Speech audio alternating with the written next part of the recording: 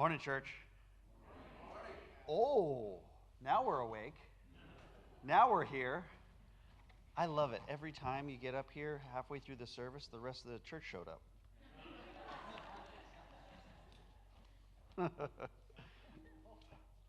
This week, we're getting into Matthew 25, verses 14 through 30. This is the parable of the 10 talents. It's in the midst of a bunch of parables, of a few parables, where people lose stuff.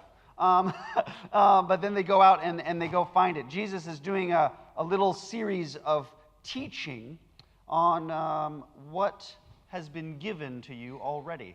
And the fun thing about this parable about money is it's not about money. So let's read together. Matthew chapter 25, the parable of the talents, 14 through 30. For it is as if a man, going on a journey, summoned his servants and entrusted his property to them. To one he gave 5 talents, to another 2 talents, and to another 1, to each according to his ability. Then he went away. To the one who had received 5 talents, he went off, and at once he traded with them and made 5 more talents. In the same way, the one who had 2 talents made 2 more talents. But the one who had received 1 talent went off, and dug a hole in the ground and hid his master's money. After a long time, the master of those servants came and settled accounts with them. Then the one who had received the 5 talents came forward, bringing 5 more talents, saying, Master, you handed over to me 5 talents. See, I have made 5 more. His master said to him, Well done, good and trustworthy servant. You have been trustworthy with a few things. I will put you in charge of many things. Enter into the joy of your master. And the one with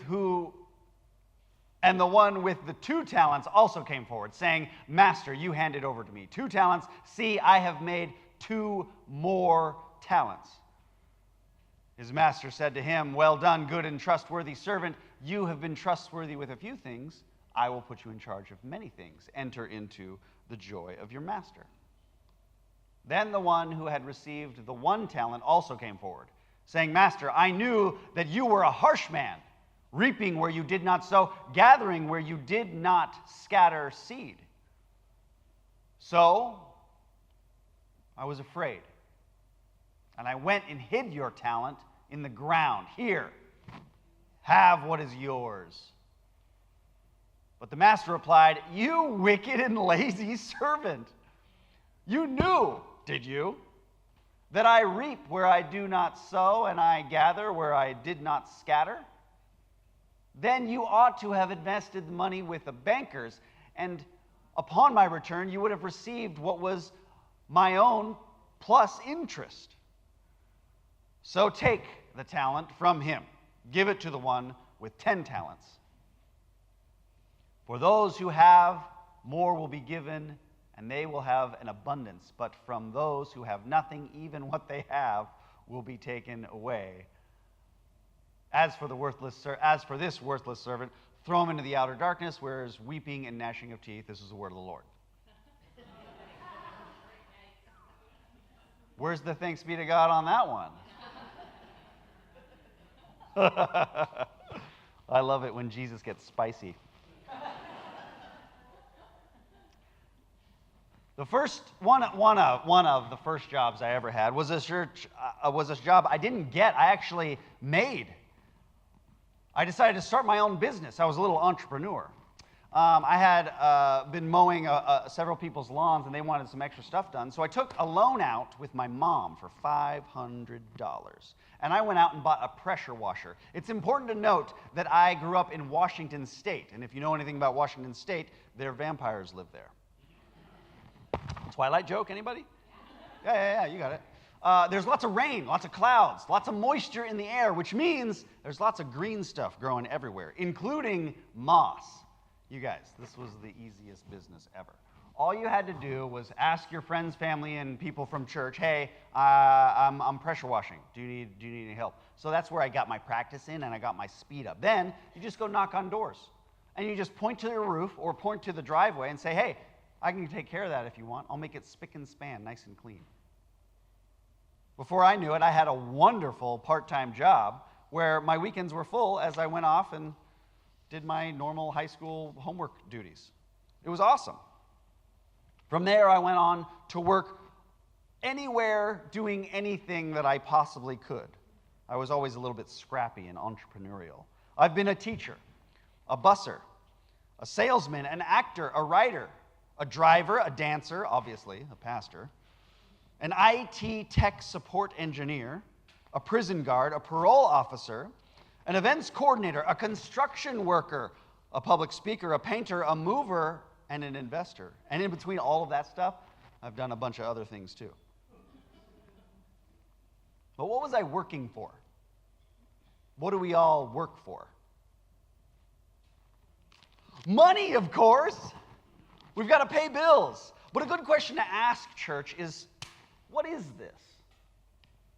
But really, what is it? What is it? Obviously, it's a piece of paper and it's got some ink on it. But it's not just a piece of paper, it's got some ink on it, because if it was, I know a little artist here in the front row. Maybe we could get some pens and pencils and I got some extra paper, and maybe we could make some of this stuff, you know what I mean? Yes, I'm soliciting a counterfeit scheme with you. But so it begs the question, what is it? It's obviously more than just a piece of paper with ink on it. Yes, church, awake? Yes, of course it is. What is it? Well, it's kind of an agreement between all of us that this holds value. But what does it mean? What is it? It's good to ask the basic questions. It's good to return to the simple stuff like a child and ask, what is it? Like a child who says, why? Why? Why? Why? Well, let's talk about money. Let's talk about what it is. When I was 16, I got a busser job at the Outback Steakhouse on South Tacoma Way. And I was the youngest busser there, and I was paid minimum wage. About $6 an hour. Plus tips. Don't forget that. I didn't have very much talent, so instead I gave my time, and they paid me minimum wage for that time. And I went and I made some money. But what do you do? Then I get to go to the coffee shop, right, the next week and say, hey, I worked last week, so I get one of those coffees. No, because they just say, prove it. How do I know you work and you aren't just lying to me? So that's when you pull out this. This is essentially this. A little receipt. This is proof that I was a busser last week and I worked really hard and I got some credit that I then get to go spend on a coffee or gas for my car or clothes for my back. This is a little container for energy that I have expended with my time and my talent, and this is proof that I've done it. That's what this is. When you ask what money is, it's a really good answer is it's a little container of energy. It's captured time and talent. What is money? It's a little receipt for spent time and talent. The trick then, of course, is some people have more time than talent. Me, when I was 16, couldn't do much, but I could clean a table. Some people have more talent than me. Some people are famous actors, and they get paid large sums of money to go work for 3 months on a film, and they make a movie. But why? Because they can do a lot of work in a really condensed amount of time, work that is rather unique and can't be done by just anyone. Let's get even smaller. What about, famous baseball players who get paid to crank out another home run on the third time they go up to bat after they've pitched 6 innings? Anyone watch that this week? You want to talk about time for talent? That guy got paid for about a split second of his talent. How long did that take? A fraction of a second for a 92 mile an hour fastball coming in? That's a lot of money for a very, very small amount of time, right? Well, I'm not that, so I have to go bust tables. The trick, of course, is to increase your talent over time in order to get paid more for your time. But that's a message for the younglings later. Charlie, I'm available for speaking gigs. Now, what I want to say is going to be a little bit scandalous, so prepare yourselves. I think that God doesn't really care about money. God doesn't much care about the digital numbers inside your digital bank account representing how much digital dollars you have. That number can go up and down, and God isn't particularly perturbed, right? However, God deeply cares about what you do with your time and your talent. Let's dive into our text today and figure out what the text might have to say to us regarding this. Our story has 4 characters. First, we've got the master, and the master has 3 servants. One, 5 talents has been given to him. The second has 2 talents. The third one has 1 talent, each according to their ability. Now, some of you might be asking, rightly, wait a second. Each servant got 5 talents, 2 talents, 1 talent? Did they get like special abilities or like things that only they could do? They got talents? What does talent even mean? Well, actually, talent in the context of this story is a quantity of money. In the Roman Empire, a silver talent was about 6,000 denarii. Now, a denarius was equivalent to, well, it actually was a little silver coin, but your average day labor, your average work day was paid 1 denarii. So, how much was that? Among the laborers, if you worked 1 day a week, excluding Sabbaths and festivals, you worked about 300 days a year. And if you add those 300 days a year, getting paid 1 denarius a day, you'd get about 20 years of labor to get up to 6,000 denarii. Not too bad, right? It's kind of a lot of money. However, an important question that we should ask is, what's the average life expectancy of people these days? Anybody know? It's about 35. So 20 years is borderline a lifetime's worth of labor. 1 talent was an astronomical amount. It was a huge amount that no one could just go out and make casually on a particularly robust day in the market. It was a whole lifetime's worth of time, talent, energy, effort, and labor. It was massive. So let's not take that maybe for granted. Then let's reflect on this parable. And again, I want to tell you, this parable is not about money. It's about courage. It's about stewardship. It's about responding. Let's dive in. 4 characters, master, 3 servants. One's got 5 talents, one's got 2 talents, one's got 1 talent, each according to their ability. Then what happens? The master leaves. The first servant jumps into action. The verb here actually is went out, went to work, won, as in like won a game, won. 5 more talents. These words are aggressive. This is the Gospel of Matthew telling you if you're a disciple of Christ, you are not to be sitting around on your keister. Discipleship is active. It is to be gotten up, get out, and get in on what God's already got going on. Discipleship is not a sit-on-your-butt activity. In the same way, the second servant does the exact same thing. A lot of activity with a lot of intentionality.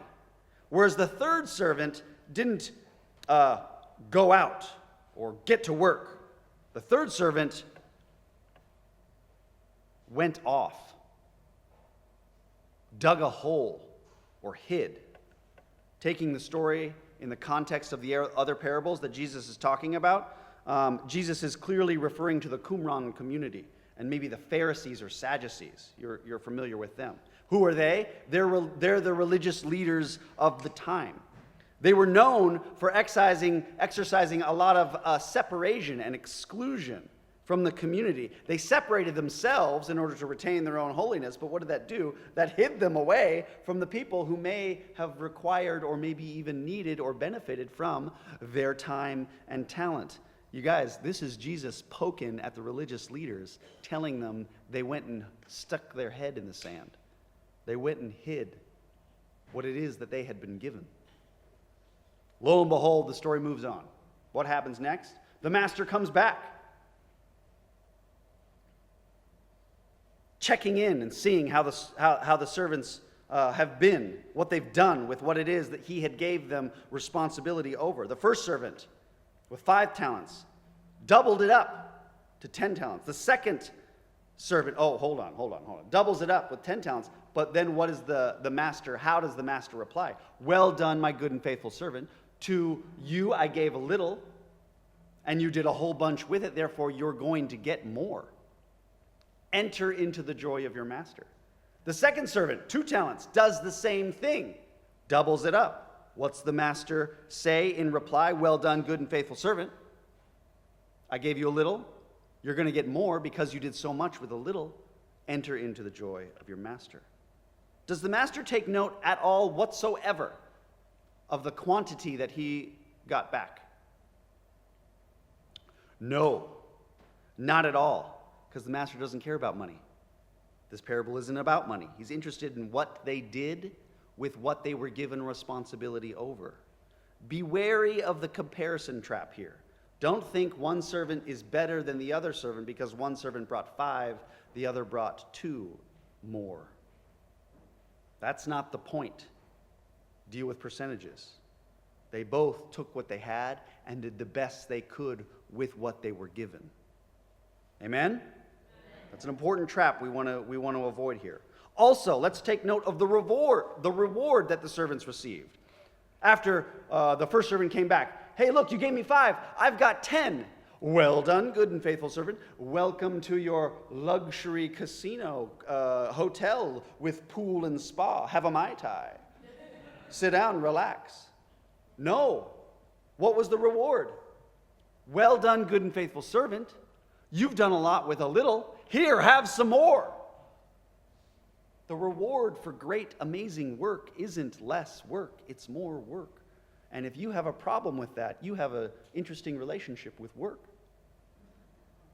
Because work is supposed to be joyful.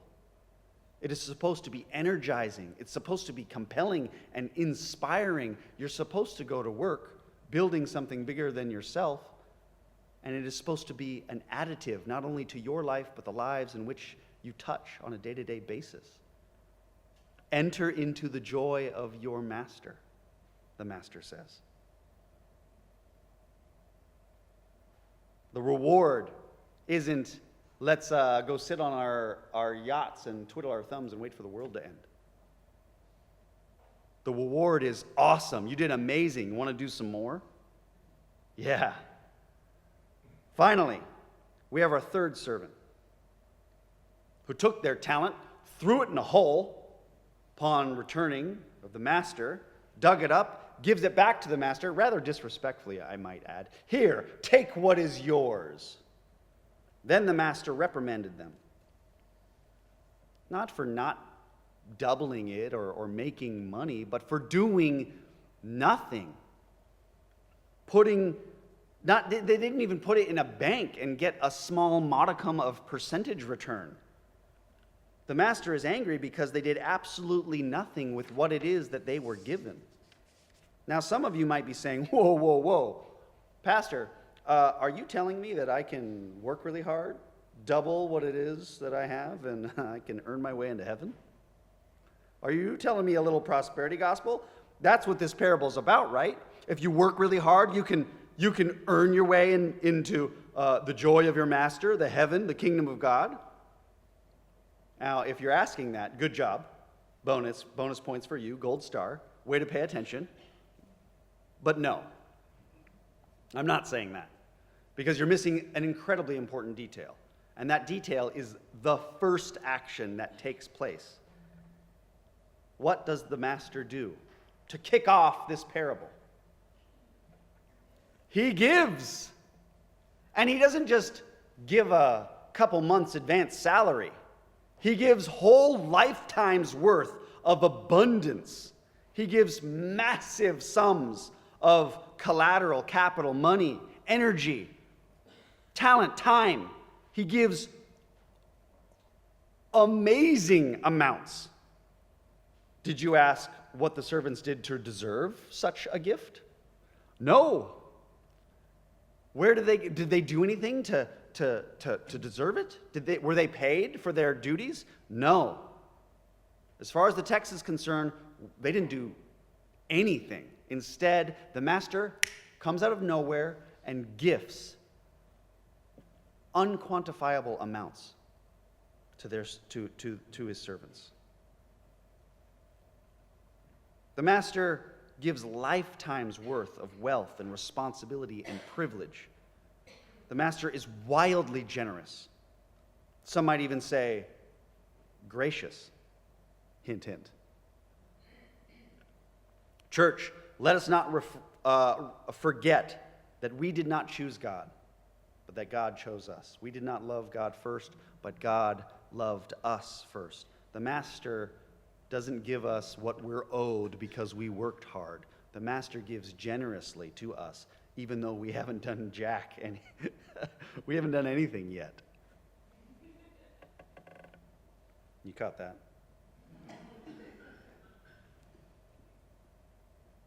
Any talent, any specific cool ability, shoot, church, even the very breath in your lungs and the beating of your heart is sheer gift.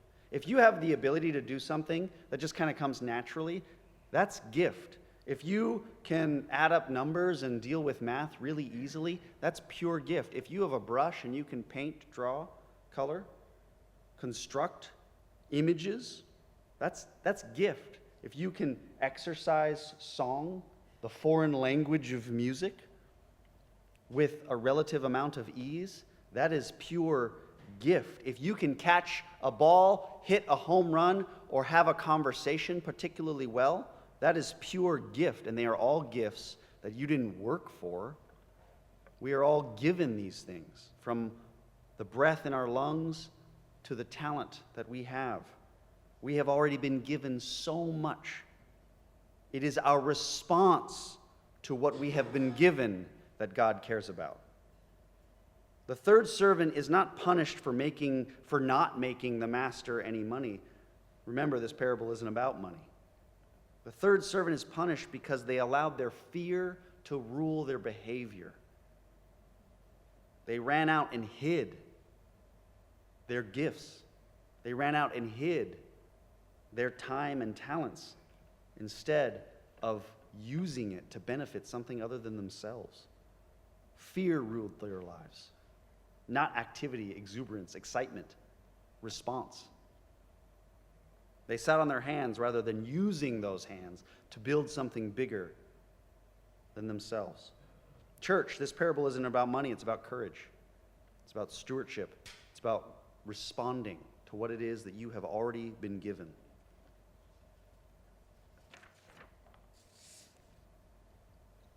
Maybe some good questions to ask are, what do you spend your money on? What do you spend your time and talent on? Maybe a good question to ask is, what should you spend your money on? What should you spend your time and talent on? In order to answer that question, you might want to ask, who has spent time and talent on me? Who has invested in me? Ellie was here in the first service, and she's been a large contributor to this congregation, even though she's only been officially working for the church for the past couple years. Tell me, have you all received any benefit whatsoever from Ellie participating and investing her time and talent into this church? Yeah. Has anyone received the benefits of the investments of Vanita down here? How about Charlie? How about the tech team, or maybe the choir? Nancy, you've been here for a long time. How many years? about 22, 23 years. Have any of you ever received any benefit whatsoever, modicum, big or small, of the time and talents that Nancy has invested here at BPC? Remember my question. Who has already invested in you? You want to ask where you spend your money. Who has already spent on you? Because he's not here, I get to talk about him. Dave Carpenter has worked here for about 16 years. How many of you have experienced a wedding? Maybe a funeral. Maybe ended up in hospital and he came, or maybe one of his deacons came and sat with you. How many of you have received any benefit whatsoever from the investment of Dave's time and talent into the biblical and theological teaching that he prepares? How about from any of the 10-page research papers that he makes for you every single week? How many of you have received any benefit whatsoever from any personal mentorship he might have provided, or pastoral counseling when you were a little bit depressed? Maybe you were having a hard time with your relationship with your kids.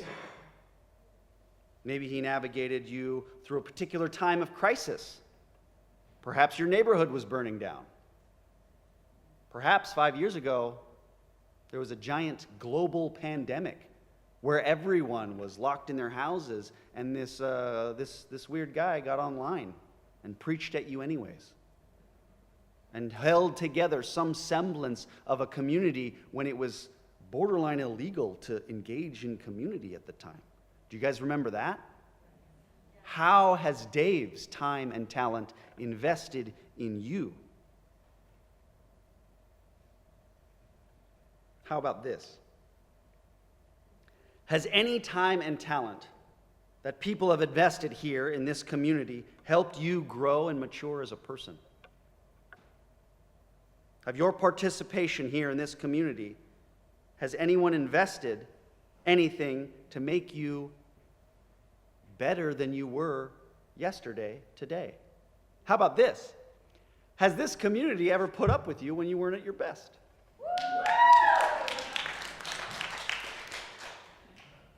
Have any of the time and talents invested here in this community helped you become more generous, more intelligent, stronger, wiser, more patient? Here's a real doozy. Has anyone's time or talent invested here at BPC helped you receive the grace of God more? Amen. Church, this parable isn't about money. It's about courage. It's about stewardship. It's about a response to what it is that has already been given to you. It's not about returns. It's about getting up, getting active, and returning what it is that you have already received. After service here today, there's a small fair outside.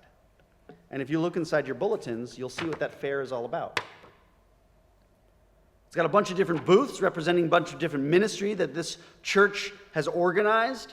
Each of these booths represents different branches of people and kind of arms of activity, time, talent, and energy that this church expends in order to enrich this community. If you've ever benefited from any services or maybe time, talent, or energy invested in this community, church, I challenge you to invest back what you have already received.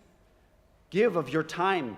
Give of your talents. If you got something going on that no one else can do, please bring it here. If you don't have money, great. If you have time, wonderful. If you do have money, great. Guess what? You've been given a lot. Much is required. Much more will be given to you. I challenge you to invest back into the community that has already given you so much. If you've ever received nurturing, caring, maturing investment from this church, I challenge you to invest it back. Let's remember that each of these servants were given their talents according to their ability. If you have been given great things, more is expected of you. But there is no quantity that you can reach. There is no cap. There is no percentage that's been delineated. There is only a response to what you have been given. And church, we have been given a lot. The grace that has already been given to you. This parable isn't about money. It's about courage. It's about stewardship. It's about how you respond to what it is that you have already been given. Where do you spend your money? Where should you spend your money? Where do you want to spend your money, time, and talent? If this church has invested in you, you can absolutely take your money, time, and talent and go get the coolest clothes, a nice new car, and a cup of coffee. Or you can give to a community that has already given richly to you. Church, as we enter into this season of stewardship, may we respond with generosity and joy. May we respond with activity to what we have already received. Amen?